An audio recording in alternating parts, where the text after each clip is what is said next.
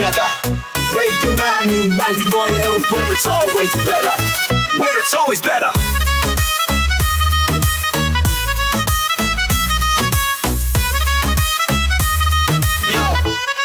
Yo, सुबह का सूरज या शाम का रंग, we bring you joy हर जुबान का धन। Community की बात हम हैं आपके साथ, let's spread the love, चलो मिल के साथ। Tune in, turn up, दिल से बात करो, Radio Manu 92 FM के साथ चलो। Every voice counts, हर लम्हा यहाँ, चलो बात करके देखते हैं, let's all shine on। Yo, let's all go। सेहत की बात और dreams to share, Radio Manu 92 FM, we're always there. From unity to joy, we bring the light. Every word, every tune makes everything right. Listen up, it's time to unite. Radio Manu 92 FM, shining bright. दिल से सुनो, we love and care. चलो बात करके देखते हैं, let's take it there. So join me, come along for the ride. Radio Manu 92 FM, we're by your side. चलो बात करके देखते हैं, your voice, your guide.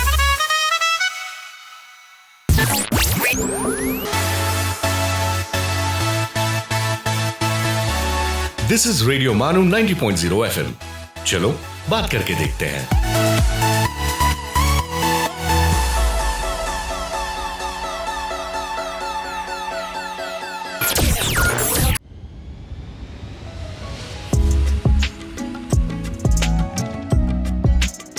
ये है रेडियो मानू 90.0 FM, पेश है अदबनामा।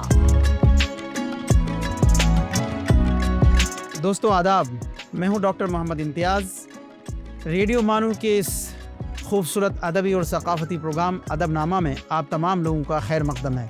दोस्तों, जैसा कि आप लोगों को मालूम है कि इस प्रोग्राम के तहत हम लोग उर्दू, हिंदी, अरबी और फ़ारसी के मुख्तलिफ़ दानिश्वरों से, अदीबों से, शायरों से आपको रूबरू कराते हैं और उनसे जानने की कोशिश करते हैं। मुख्तलिफ़ शाहकारों पर हम लोग गुफ्तगू करते हैं, मुख्तलिफ़ आस्पेक्ट्स ऑफ लैंग्वेज आपके सामने लाने की कोशिश करते हैं। चुनांचे आज के इस एपिसोड में हम लोगों ने मदऊ किया है डॉक्टर आसिफ लईक नदवी साहब को। आसिफ लईक साहब, आपका हमारे इस प्रोग्राम में खैर मकदम है। जज़ाकुमुल्लाह, शुक्रन, अहलन सहलन, हय्याकुमुल्लाह। तो आज हम लोग क्या गुफ्तगू करने वाले हैं? हम जदीद शोरा के बारे में बातचीत करने वाले हैं, कारनामों के बारे में, उनकी खिदमत के बारे में और जो उनके कलाम है, कसायद हैं, उनके बारे में बातचीत करना करनी चाहते हैं। तो सबसे पहले तो आसिफ साहब, हम लोगों को ये बताइए कि जदीद अरबी शोरा की फहरिस्त कैसी है और कौन कौन लोग जदीद शोरा में शामिल हो सकते हैं? बहुत अच्छा सवाल है आपका। सबसे पहले लोगों को मालूम होना चाहिए कि जदीद हर ज़बान में शोरा और नस्र निगार पैदा हुए हैं। तो इसी तरह से अरबी ज़बान जो है अपने उदबा और शोरा से माला माल है। और आप लाइब्रेरी को भी देखें, वहाँ जाएं, देखें तो अदब की बहुत सारी किताबें हैं और उसमें से जो शाहकार किताब हो जाती हैं और वो जो ख्यालात और एहसासात हालात हाजरा की अक्कासी करे, ऐसे शोरा को जो है मतलब है कि बुलंद मकाम हासिल है। बिल्कुल, हर दौर के शोरा को हासिल है। इस आपने हमसे जो सवाल किए हैं वो जदीद अरबी शोरा के सिलसिले में। अल्हम्दुलिल्लाह, ये मशरिक़ वस्ता में, जिसमें कि जो है मिस्र का नाम आता है, शाम का नाम आता है, लेबनान का नाम आता है, इराक़ का नाम आता है, फ़िलिस्तीन का नाम आता है, बहरीन का नाम आता है, ये हर जगह जो है शोरा पैदा हुए हैं। अच्छा, कहीं खाल हुए हैं, कहीं ज़्यादा हुए हैं। अगर हम उस खित्ते के एतबार से बात करें जहाँ ज़्यादा पैदा हुए हैं शोरा और जहाँ इल्मी और अदबी सरगर्मी ज़्यादा आलम में फैली है, वहाँ से तो मिस्र का नाम है। अच्छा, बिल्कुल जी, तो ये खित्ता मिस्र का नाम है। तो अब मिस्र की अगर गुफ्तगू करें हम, तो मिस्र में बड़े बड़े शोरा पैदा हुए। अच्छा, सबसे पहले शायर का नाम जदीद, अगर जिन्होंने जो है इह्या किया, हाँ, मतलब यानी कि उन्होंने जिंदा किया, रूह फूकी जी, और उसकी सदा लगाई और उसके वो बानी बन गए। अच्छा, तो महमूद सामी अल बारूदी अच्छा, एक ऐसे शायर हैं जिनको जो है मुजद्दिदुश शेर अल अरबी कहेंगे आप। अच्छा, तो ये उनका लक़ब है। अच्छा, और दूसरा शायर अमीरुश शोरा, जिसका खिताब है, जिसका नाम पड़ा है, वो अहमद शौकी हैं। अच्छा। उन्होंने बहुत अच्छे-अच्छे अशार कहे हैं, रोमांटिक अंदाज में कहे हैं और क्या कहते हैं कि जो है मसरहिया अंदाज में अशार पेश किए हैं, स्टेज पे पेश किए हैं। उनका नाम रोशन है अच्छा। और उन्होंने अल्लाह के रसूल सल्लल्लाहु अलैहि वसल्लम पर भी जो है, सीरत पर भी उन्होंने अपना कलाम किया है। अच्छा। वलिदल हुदा फल कायनातो ज़ियाओ, ये कसीदा बहुत मशहूर कसीदा है उनका। बिल्कुल बिल्कुल। तो अगर हम महमूद सामी और अहमद शौकी और इसी तरह से हाफिज़ मोहम्मद इब्राहिम जो कि मिस्र के और भी वो शोरा हैं, ये बड़े बड़े शोरा हैं। बिल्कुल। और इत्तेफाक से ज़माना भी ऐसा है कि ये कुछ साल आमुल हुज़्न कहा जाता है। अच्छा। एक ही साल 2 शायर का इंतकाल हुआ मिस्र में, तो वावेला मच गया और अफसोस की बात है कि इतने बड़े-बड़े शायर अदबी सरमाया का खसारा हुआ, नुकसान हुआ। वो अहमद शौकी और हाफिज़ मोहम्मद इब्राहिम हैं। दो एक ही साल में इंतकाल किए, अलग अलग जगह अलग अलग वक्त में पैदा हुए। कारनामा उनका दोनों का बेमिसाल है। तो अगर हम मिस्र में देखें तो अहमद शौकी है, महमूद सामी बारूदी हैं, हाफिज़ इब्राहिम है, सलाह अब्दुल सबूर है, अहमद अब्दुल मोती हिजाजी हैं, इसी तरह से जो है फारूक जवेदा हैं, औरत में भी है मर्द में भी हैं। अच्छा। ये दोनों चीज़ें खास बात। अब्दुर्रहमान अल अंबूदी हैं, फातिमा किंदिल हैं, ये सब मिस्र के हुए। और इसके अलावा शाम और लबनान में अगर हम लौटते हैं जाते हैं तो जुबरान खलील जुबरान हैं, इलिया अबू मादी हैं, ये नज़ार कुबानी हैं, और इसी तरह से बदी सकूर हैं, वदाद नसर हैं। ये शाम और लबनान के शोरा हैं। हाँ, और मतलब ये जदीद तमाम शोरा, जदीद शोरा हैं। इसी तरह से फ़लस्तीन का अगर सफ़र करें आप, फ़लस्तीन में भी बड़े बड़े शोरा पैदा हुए। उसमें से एक नाम महमूद दरवेश हैं, समीह अल कासिम है जिस पे पीएचडी हो रहा है, ये वो शोरा हैं जिन पे पीएचडी हो रहा है।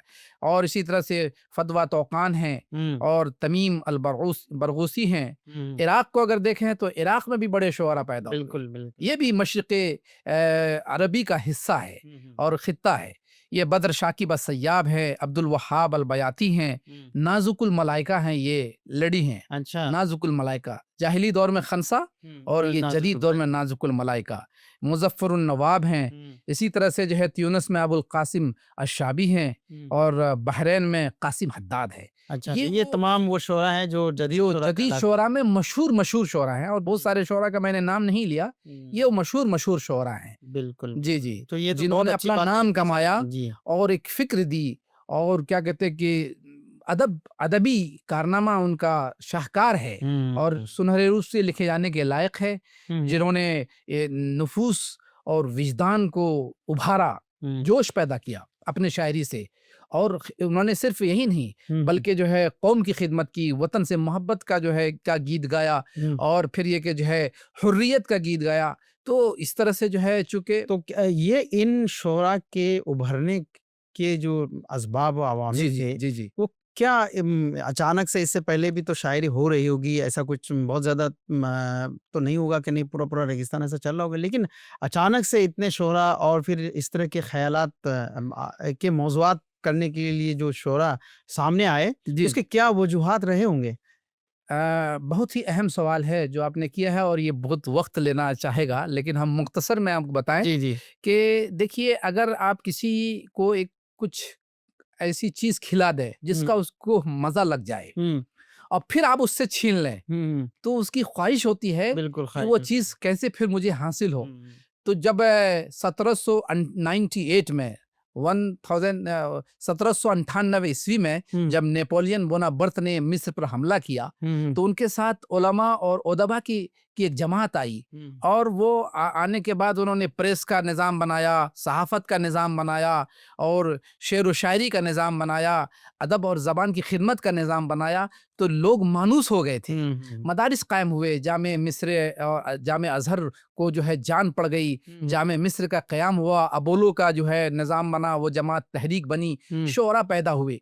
अब अचानक एक बेर आकर फिर जो है दूसरा कब्जा कर ले, जैसे आप हिंदुस्तान में देखिए मुगल सल्तनत और इस तरह से उसके बाद जो है अंग्रेज़ों ने आके कब्जा कर लिया। बिल्कुल बेआइन ही वही सूरत मिस्र में और मशरिक़ वस्ता में और अरबी इलाकों में भी जो है ये वाक़या देखने को मिला। तो जैसे हम लोग कह सकते हैं कि हमारे यहाँ उर्दू शायरी में आज़ादी हासिल करने की जद्दोजहद शुरू हुई जी, हुब्बुल वतनी और साम्राज्यत के खिलाफ हुर्रियत और साम्राज्यत के खिलाफ बगावत करने की जो एक मुहिम शुरू हुई, सेम उस तरह के पैरेलल वहाँ पे शुरुआत हुई।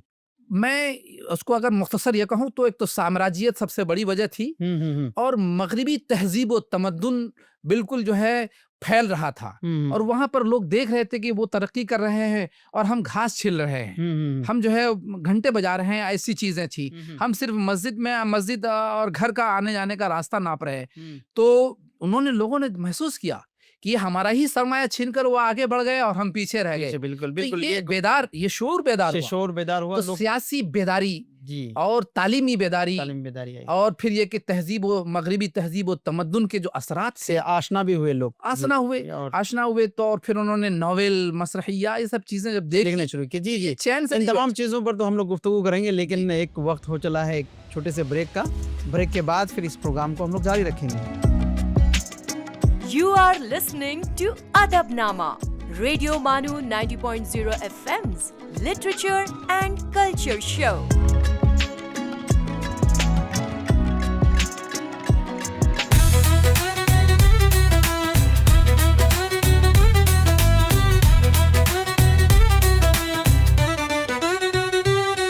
ये है रेडियो मानू, एक community radio station. So join the wave, come along for the ride. Radio Manu 90.0 FM, we're by your side. चलो बात करके देखते हैं. Your voice, your guide.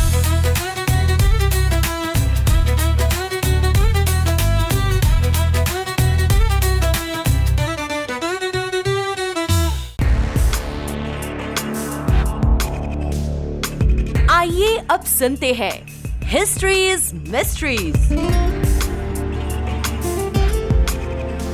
दोस्तों, हिस्ट्रीज मिस्ट्रीज में आपका खैर मकदम है। मैं हूं आरजे उबैद और आज हम बात करेंगे जूलियस सीजर के कत्ल के बारे में। दोस्तों, जूलियस सीजर रोम का एक अजीम जनरल, सियासतदान और रहनुमा था। उसने अपनी गैर मामूली जंगी महारत और शानदार मंसूबाबंदी से रोम की सरहदों को वसी किया और इसे एक मजबूत सल्तनत में बदल दिया। जूलियस सीजर ने न सिर्फ फौजी कामयाबियां हासिल की बल्कि रोम में कई इस्लाहात भी किए, जैसे कैलेंडर की तब्दीली, अवामी मंसूबे और गुर्बत में कमी के लिए इक़दामात वगैरह शामिल हैं। लेकिन सीजर्स की बढ़ती हुई ताकत से रोम के कुछ सीनेटर और बाअसत तबके को खतरा महसूस होने लगा। रोम एक जमहूरी निज़ाम के तहत चलता था, जहां ताकत मुख्तलिफ हाथों में तकसीम थी। लेकिन कुछ सीनेटर को खदशा महसूस होने लगा कि सीजर खुद को बादशाह बनाकर जमहूरी निज़ाम ख़त्म कर देगा। इसी खौफ और हसद की वजह से तकरीबन 60 सीनेटर ने मिलकर सीजर के कत्ल का खुफिया मंसूबा बनाया ताकि इसे रास्ते से हटाया जा सके। इस साजिश में उसका करीबी दोस्त मार्कस ब्रूटस भी शामिल था, जिस पर सीजर्स को बेहद इत्मीनान था। 15 मार्च 44 कबल मसीह, जिसे तारीख में आइट्स ऑफ मार्च कहा जाता है, के दिन सीजर्स सीनेट की इमारत में दाखिल हुआ। जैसे ही वो अपनी नशिस्त पर पहुंचा, साजिशी सीनेटर ने उसे चारों तरफ से घेर लिया। पहले तो कुछ ने उससे दरख्वास्त करने का बहाना किया, लेकिन फौरन बाद खंजर निकाल लिए गए और एक के बाद एक उस पर हमले किए गए। सीजर्स पर तकरीबन 23 वार किए गए। रवायत है कि मरने से पहले जब सीजर्स ने ब्रूटस को अपने कातिलों में देखा तो उसने अफसोस से कहा, "इट टू ब्रूट", यानी तुम भी ब्रूटस। और फिर वो ज़मीन पर गिर पड़ता है और उसकी सांस थम जाती है। सीजर्स के कत्ल के बाद रोम में शदीद अफरा तफरी मच गई। अवाम गम गुस्से में थे और उसकी मौत ने रोम को खाना जंगी की तरफ धकेल दिया। दोस्तों, कुछ साल बाद सीजर्स के भांजे और वारिस ओक्टेवियन ने इक़्तिदार संभाल लिया और यूं रोम का जमहूरी निज़ाम ख़त्म होकर सल्तनत रोमन एम्पायर की बुनियाद पड़ गई। ये वाक़या न सिर्फ रोम बल्कि दुनिया की सियासी तारीख का एक अहम मोड़ माना जाता है। दोस्तों, आप सुन रहे थे हिस्ट्रीज मिस्ट्रीज आरजे उबैद के साथ। आपसे फिर मुलाकात होगी, तब तक के लिए सुनते रहिए रेडियो मानू 90.0 FM। चलो बात करके देखते हैं। You were listening to History's Mysteries.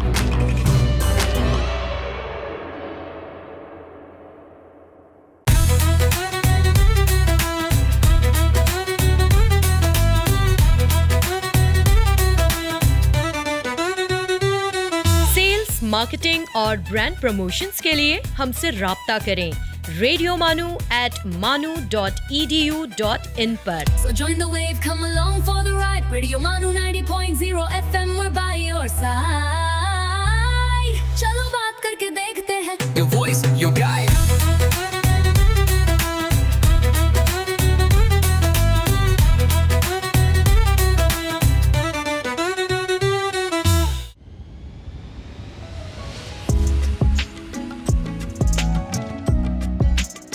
You are listening to Adabnama, Radio Manu 90.0 FM's literature and culture show. Break के बाद फिर एक बार हमारा इस खुसूसी प्रोग्राम अदबनामा में आप तमाम लोगों का खैर मकदम है। दोस्तों, आज हमारे साथ स्टूडियो में मौजूद हैं आसिफ लैक नदवी साहब, जो बेहतरीन उस्ताद, माहिरीन अरबी और जदीद मॉडर्न अरबी पर अच्छे खासे अबूर रखते हैं और बहुत सारी चीज़ों पर हमसे वो पर्दा उठा रहे हैं। तो आपने इससे पहले वाले शिक में बताया कि वहाँ पर जो जदीद अरबी शायरी की तरफ जो लोगों का रुझान हुआ, उन तमाम उसके असबाब और अवामिल पर आपने बेहतरीन गुफ्तगू की। अब ये हम लोग स्पेसिफिक किसी जो आपने बताया किसी शायर के बारे में हम लोग गुफ्तगू करें और उनके कुछ अशार से हम लोग महसूस हों तो हमारे सुनने वालों को अच्छा लगेगा। तो कुछ नाम बताएं जिन पर हम लोग आज गुफ्तगू कर सकते हैं। बिल्कुल, नाम हम आपको अब उसमें से चुनिंदा नाम अगर हम लें तो सबसे पहला नाम हम महमूद सामी अल-बारूदी का लें। जी जी जी। तो उनके बारे में मुख्तसरन बताइए, उनकी सवाने हयात, उनकी ज़िंदगी बायोग्राफी हमारे नाज़रीन और सामीन के लिए तो बहुत अच्छा लगेगा। बिल्कुल, ये 19वीं सदी की बात है। वो 1839 में काहिरा में पैदा हुए। अच्छा। और उनके वालिद फौजी अफसर थे और इनके और बचपने में ही इंतकाल कर गए। जब वो महमूद सामी बारूदी बहुत छोटे थे और उनके अब्बू फौजी अफसर थे और उस वक्त चूँकि जो है फ्रांसीसियों का और साम्राज्यवाद का कब्जा था, नेपोलियन के हमला के बाद जो कुछ वक्फा 30 साल 40 साल का वक्फा रहा होगा, लोगों को जब अरबी का मज़ा और फिर अदब का मज़ा जब जो है लोगों ने चख लिया तो अंग्रेज़ों ने आके कब्जा किया और फिर अरबी को उन्होंने मिटाना चाहा। मदारिस बंद कर दिए और बहुत सारे जो है खानकाहें बंद हो गई। अरबी ज़बान की तरफ लोगों के चलन जो है, लोगों के चलन को कम कर दिया, एकदम बिल्कुल दबा के रख दिया, दबाने की कोशिश की गई। तो ये शायर खामोश नहीं बैठे। अच्छा। इन्होंने कहा कि नहीं, हम अपने ज़बान की, अपने कौम की हम खिदमत करेंगे।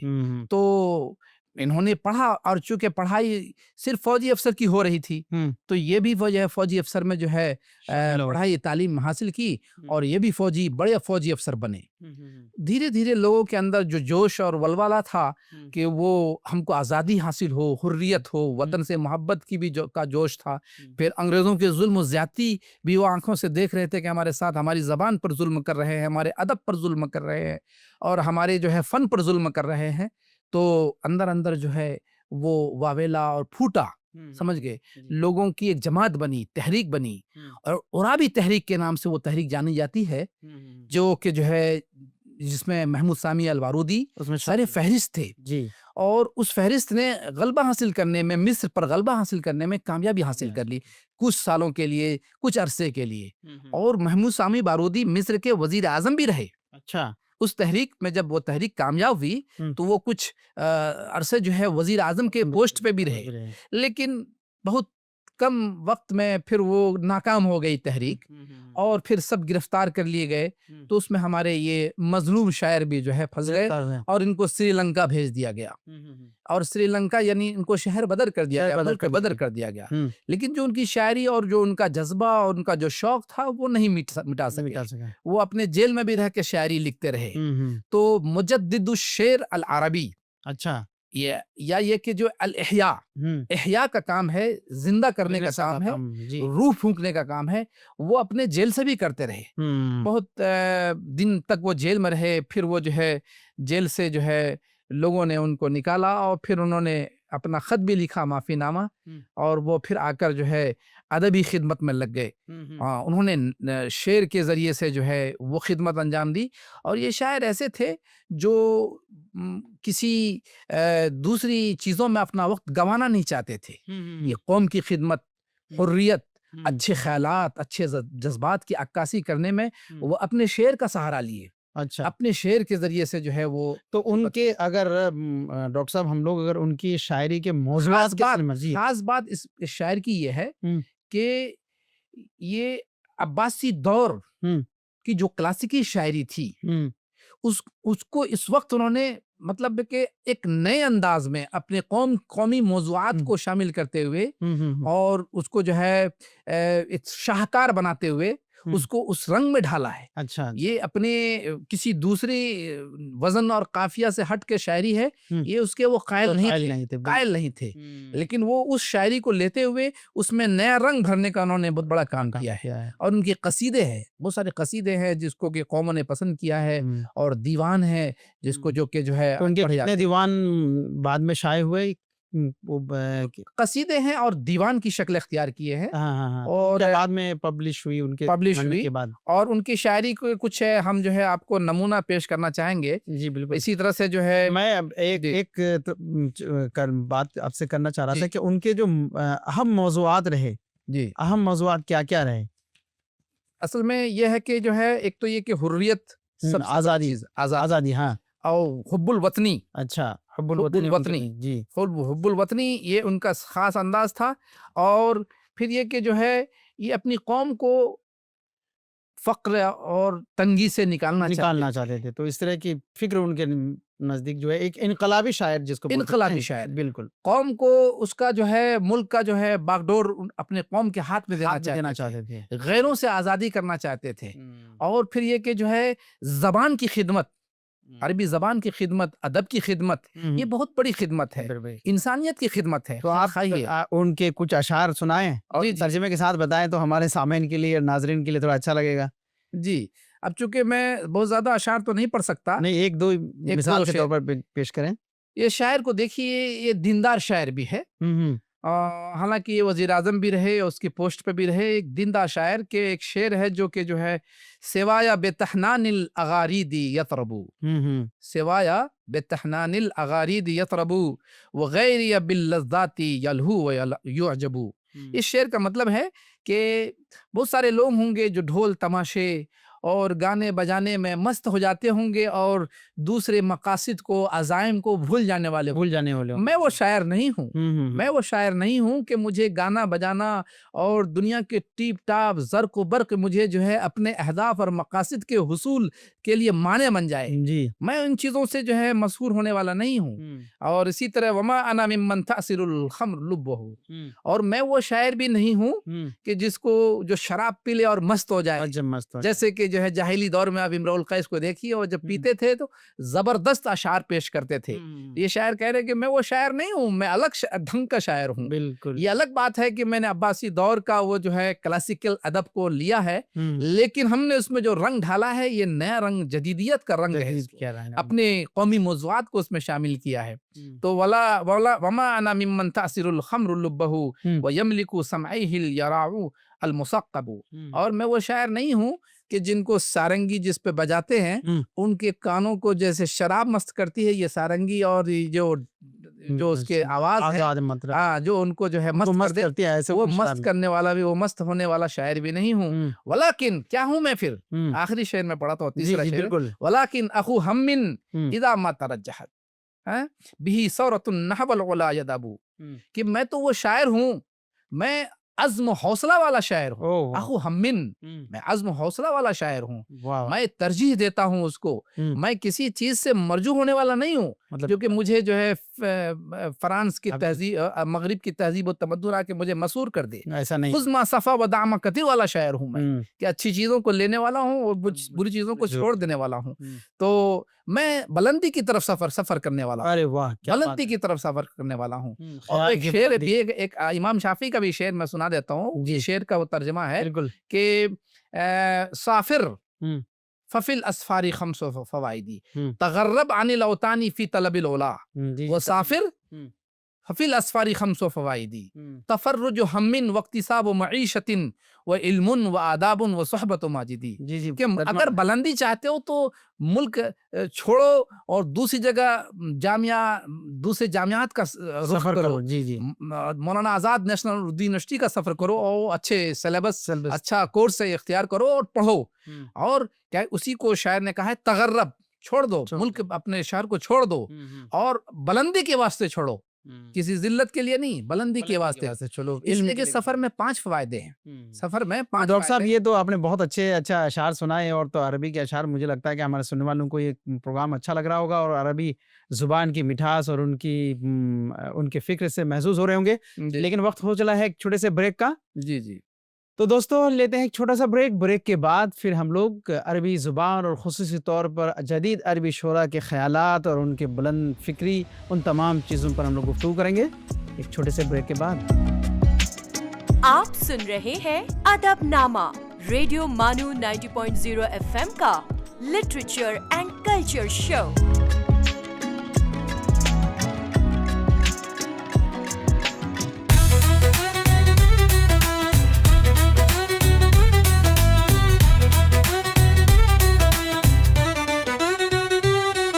This is Radio Manu, a community radio station. So join the wave, come along for the ride. Radio Manu 90.0 FM, we're by your side. चलो बात करके देखते हैं. Your voice, your guide.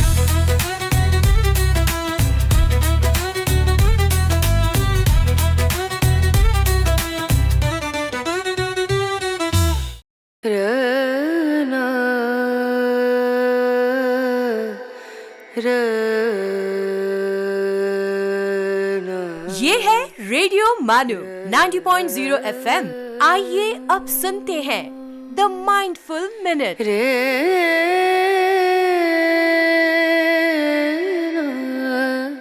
अगर जीते जी तुम्हारे बंधन न टूटे तो मरने पर मुक्ति की क्या उम्मीद की जा सकती है। कबीर।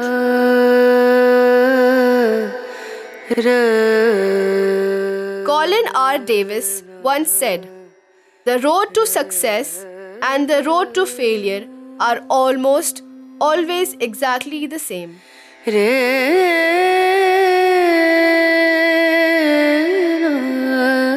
एक कहावत है, हंसमुख व्यक्ति वह फुहार है जिसके छींटे सबके मन को ठंडा करते।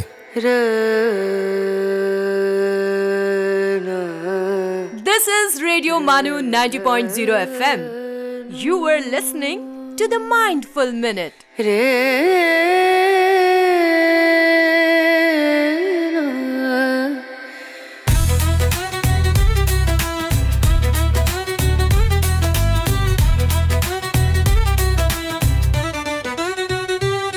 For sales, marketing and brand promotions, write to us on Radio Manu at manu.edu.in. So join the wave, come along for the ride. Radio Manu 90.0 FM, we're by your side. चलो बात करके देखते हैं. Your voice, your guide.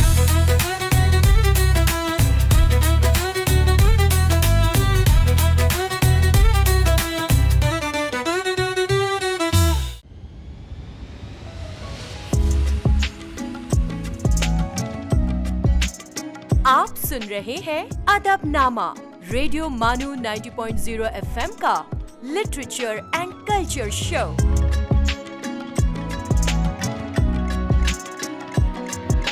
Break के बाद फिर एक बार हमारे इस खुसूसी प्रोग्राम अदबनामा में आप तमाम लोगों का खैर मकदम है। जैसा कि आप लोगों को मालूम है कि आज हमारे स्टूडियो में मौजूद हैं डॉक्टर आसिफ लईक नदवी साहब, जो बहुत ही वलवला अंगेज़ में अशार सुना रहे हैं और बहुत ही जोश में सुना रहे हैं और बेहतरीन गुफ्तगू कर रहे हैं। डॉक्टर साहब, हम लोग इससे पहले महमूद सामी अल बारूदी के मुख्तसर सवान हयात और उनके अशार पर हम लोगों ने गुफ्तगू की है। तो हम लोग लगता है कि हम लोगों को अब जो है दूसरे कोई शायर जो अहमद शौकी जी जिनके बारे में मशहूर है कि वो अमीर शुरा हैं, तो उनके सिलसिले में थोड़ी सी गुफ्तगू हो जाए। जी जी बिल्कुल। ये अहमद शौकी जो है, ये अमीर शुरा का खिताब उनको दिया गया। ये सल्तनत में भी उनका दबदबा था। अच्छा। और उनका रोल था, किरदार था, और बहुत बड़े शायर मिस्र में ये शायर बनकर उभरे और जदीद शायर का जो है इन्होंने जो है कारनामा अंजाम दिया। अहमद शौकी, ये इनका नाम अहमद शौकी अली अहमद शौकी बिक है। मिस्र का अदीब भी है जी और मिस्र का शायर भी है। ये ड्रामा नावल निगार जी में इनका जो है बहुत बड़ा किरदार है। 1868 में काहिरा में पैदा हुए ये और 1932 में इनका इंतकाल हुआ। और जिस सन इनका इंतकाल हुआ उसी सन तीसरे शायर का जिसका हम जिक्र करेंगे इसके बाद, जी जी हाफिज मोहम्मद इब्राहिम, उनका भी इंतकाल हुआ। और ये जदीद तौर के उस बड़े अदीब और शायर में से इनका शुमार होता है जिनको अमीर शुरा का लक़ब दिया गया। अपनी कौम की ये इस्लाह के लिए हर वक्त बेचैन रहते थे अच्छा अच्छा और उसकी तहरीक भी चलाते थे वो। और वो फिक्री कायद भी थे उसके समझे जाते थे। फिक्री तौर पर ये पहचाना गया है शायर कि अपनी फिक्री जो नई चीज़, एक तवील अरसे फ्रांस में रहे ये, अच्छा तवील अरसे फ्रांस में उन्होंने इल्मी लियाकत वहाँ से बनाई और वहाँ पे उन्होंने बहुत सारी चीज़ें उन्होंने सीखा और फ्रांसीसी व मगरबी अदब से बहुत मुतासिर हुई। इसके बाद अदब में उसकी झलक नुमाया मिलती है। ये उंदुलुस में भी उसकी खुसूसी रग़बत काफ़ी अहमियत का हामिल लगती है। बैक वक्त मशरक़ी और मगरबी तहजीब की झलक भी उसके अदबी काम में नज़र आती है। उसने मिस्र में अपने अहद की हर अदबी, फ़न्नी, कौमी, दीनी, सियासी और मुआशरती तहरीक में कायदाना किरदार अदा किया है और इसको हम कभी फरामोश नहीं कर सकते। इसकी शायरी कुदरत की अदा करदा बेबहा सलाहियतों का मज़हर है। कसीदा है बादशाह का। ये अपने इर्द गिर्द और माहौल से बेनियाज अदबी फ़िक्र में मशगूल और तख्लीकी अमल में मसरूफ़ दिखाई देता हुआ शायर है। मिसाल के तौर पर उनके कुछ एक दो अशार अगर उनके पेश करें जी तो चूंकि अमीर शुरा हैं तो उनके ज़ाहिर इनके शायर अशार कसायद हैं इनके, दीवान है बाज़ाब्ता इनके। तो उसमें से हम आपके सामने अहमद शौकी का वो शेर पेश करना चाहूँगा सामीन के वास्ते भी कि वलिदल हुदा, जो नहजुल बलागा के तर्ज, नहजुल बुर्दा के तर्ज पर जो शेर है वो शेर कसीदा जो कि जो है नहजुल बुर्दा भी कहा जाता है। ये कसीदा रसूलुल्लाह सल्लल्लाहु अलैहि वसल्लम की विलादत मुबारका और सीरत तैयबा पर अहमद शौकी की अकीदत का शाहकार है। बिल्कुल। तो उसके कुछ चंद अशार है। वलिदल हुदा फल कायनात तियाऊ व फमुज़ ज़मानी तबस्सुमुन व सनाऊ अर्रूह वल मलाउ अल मलाइकु हौलहु लिद्दीन व दुनिया बिही बशराऊ। इसको तर्जुमा भी बस पेश करते हैं हमारे नाज़रीन के लिए तो ज़्यादा अच्छा रहेगा। जी। तो ये वलिदल हुदा फल कायनात ज़ियाऊ कि हादी बरहक की विलादत हुई तो कायनात नूर से भर गया। वाह वाह। ये शायर को देखिए, आप अल्फाज को देखिए किस तरह से जो है उसकी तर्जमानी कर रहा है कि हादी बरहक की विलादत हुई तो कायनात नूर से भर गई और ज़माने के लबे मुस्कुराहट और तारीफ से तर हो गए। यानी तारीफ तो हो ही रही थी, मजीद तारीफ से तर हो गई। और रूह वल मलाउ अल मलाइकु हौलहु लिद्दीन व दुनिया बिही बशराऊ। रूहुल अमीन जिब्रील इस्लाम और फरिश्तों का मजमा आप सल्लल्लाहु अलैहि वसल्लम के गिर्द था। अच्छा। दीन और दुनिया दोनों के लिए आप सल्लल्लाहु अलैहि वसल्लम खुशखबरी लेकर आए। बिल्कुल। तीसरा शेर है वल वहयु यक़राउ वल मलाउ युहल्लिलून वल हक़्क़ु यज़हरु वज़ दलालु यम्माहु के वही नाजिल हो रही थी। ये जो अल्लाह के रसूल सल्लल्लाहु अलैहि वसल्लम की वफ़ात के बाद जो दुनिया का सबसे बड़ा, इंसानियत का सबसे बड़ा खसारा जो हुआ है वो वही का सिलसिला मुनक़ता हो जाना है। और शायर ये बता रहे हैं कि वही नाजिल हो रही है। ये सबसे बड़ा इनाम जो है दुनिया वालों को, इंसानियत को जो हासिल हो रहा है, तो वही का सिलसिला डायरेक्ट पूरा जो है अल्लाह की तरफ से जो है अल्लाह के रसूल के सल्लल्लाहु अलैहि वसल्लम के सीने में बात उतर रही थी वो कुरान की शक्ल में। और बहुत सारी चीज़ों इसमें बहुत सारी आयात हैं जो इंसानियत के भलाई के लिए है। जी, सिर्फ अल्लाह की इबादत के लिए नहीं है, इंसानियत के भलाई के लिए है, पूरे आलम इंसानियत के लिए। आसमान, जमीन, चांद, सूरज और वो खजाने, बहुत सारी चीजों पर दलालत करती है आयात। तो वही नाजिल हो रही थी और फरिश्ते तस्बीह पढ़ रहे थे। हक जाहिर हो रहा था और गुमराही मिट रही थी। इसलिए जब भी अल्लाह के रसूल सल्लल्लाहु अलैहि वसल्लम का नाम लिया जाए तो सल्लल्लाहु अलैहि वसल्लम हमें पढ़ना चाहिए। अल्लाह जी बिल्कुल, वो रहमतुल आलमीन है, तब लोग तमाम इंसानियत के लिए वो रहमत बन के आए थे। तो बहुत अच्छे अशार, ये तो बहुत ही मारकतुल आला अशार हैं जो आपने कसीदे हैं जो मैं सब नहीं पढ़ सकता। और इनकी जो अदबी, ये तो एक इनका स्पिरिचुअल अपील तो है ही, लेकिन जो उसका जो लिटरेचर में जो उसका इम्पैक्ट है वो बहुत ही जिसको काउंट नहीं किया जा सकता। बेशक। तो बहुत अच्छी बात है आपने बताया। अब ये है कि हमारा चूंकि प्रोग्राम हम लोगों को इख्तिताम की ओर जाना है, तो हम लोग ज़्यादा इस प्रोग्राम को तवील नहीं कर सकते, लंबा नहीं कर सकते।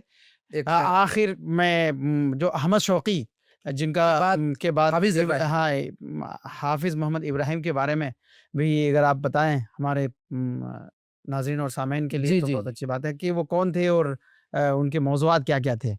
बस देखिए, ये शायर बड़े शुअरा में इनका शुमार होता है। बड़े शुअरा में से अहमद शौकी, महमूद सामी बारूदी और फिर हाफिज मोहम्मद इब्राहिम।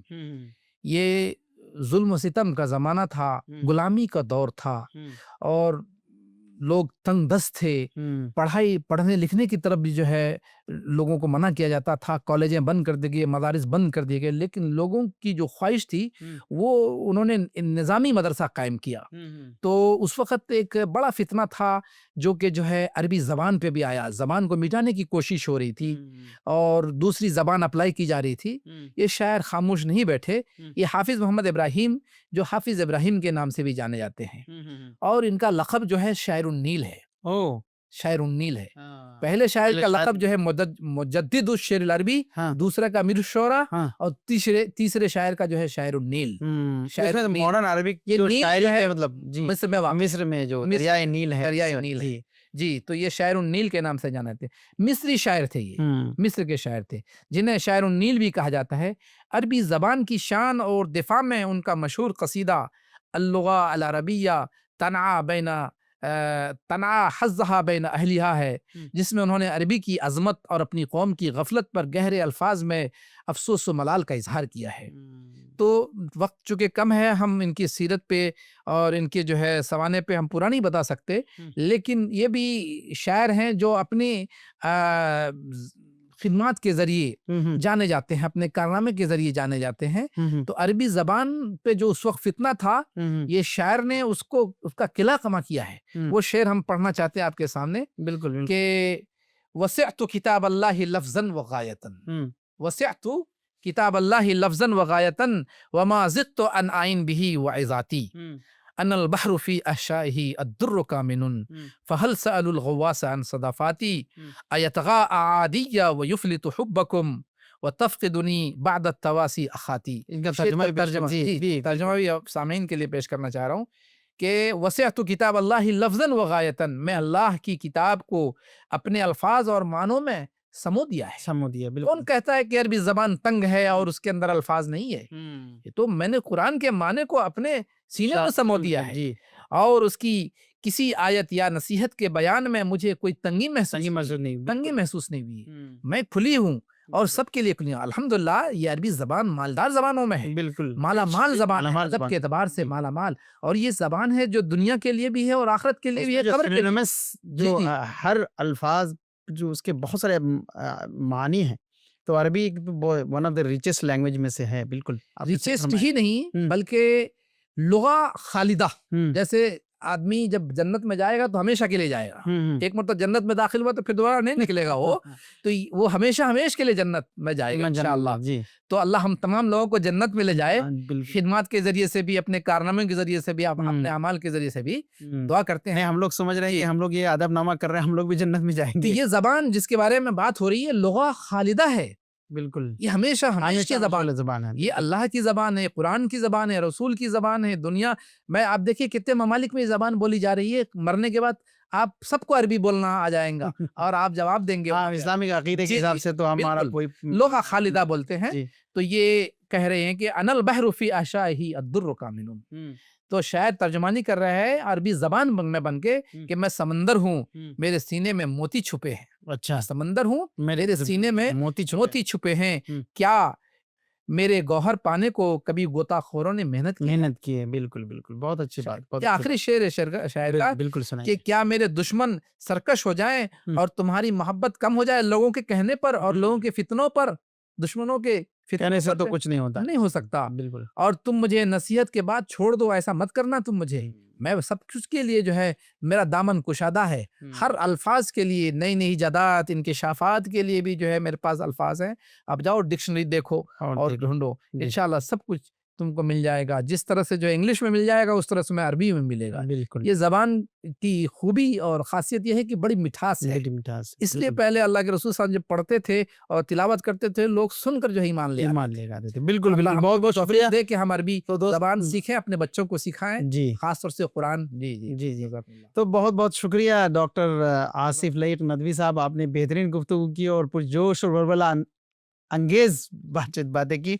जैसे मोहम्मद सामी अल बारूदी के अल्फाज थे और उसके बाद अहमद शौकी के अल्फाज थे और मोहम्मद इब्राहिम के हाफिज़ मोहम्मद इब्राहिम के अल्फाज थे। उन अल्फाज को आपने जान डाली और बहुत ही जोश व खरोश अंदाज में आपने पेश किया, तो आपका बहुत बहुत शुक्रिया। जज़ाकुमुल्लाह खैरा इम्तियाज़ साहब, ख़ास तौर से आपका और उसके बाद तमाम मीडिया के अफराद का जो कि जो है इस काम को आगे बढ़ा रहे हैं, जी जी अदबी नामे को जो है आगे पहुंचा रहे हैं और ये खिदमत अंजाम दे रहे हैं। हम तमाम लोगों का जो है बहुत दिल की गहराई से जो है हम शुक्रिया अदा करते जी, हैं, हम- तशक्कुर व इम्तनान के कलमात अदा करते हैं। जज़ाकुमुल्लाह खैरा। बहुत बहुत शुक्रिया। जज़ीला। तो दोस्तों ये थे आसिफ लईक नदवी साहब, जिन्होंने बेहतरीन गुफ्तगू की और मानाखेज़ गुफ्तगू की जदीद शोरा के मुख्तलिफ पहलुओं पर और कुछ शोरा के सवाने हयात भी बयान की और उनकी मिसालें भी पेश की। और उम्मीद करते हैं कि ये प्रोग्राम आप लोगों को पसंद आया होगा और अरबी ज़ुबान की मिठास और उनकी लताफत और उनकी मानवी गहराई से आप तमाम लोग लुत्फ़अंदोज़ हुए होंगे। अगर आपको ये प्रोग्राम पसंद आए तो आप हमें रेडियो manu@manu.edu.in पर अपने ख़यालात का इज़हार कर सकते हैं, अपने सिफ़ारिशात या अपने तौसियात। जो कुछ भी कमेंट्स है वो भेज सकते हैं। तब तक के लिए मुझे और हमारे गेस्ट डॉक्टर आसिफ लईक नदवी साहब को दीजिए इजाज़त। आदाब। You were listening to Adabnama on Radio Manu 90.0 FM. चलो बात करके देखते हैं।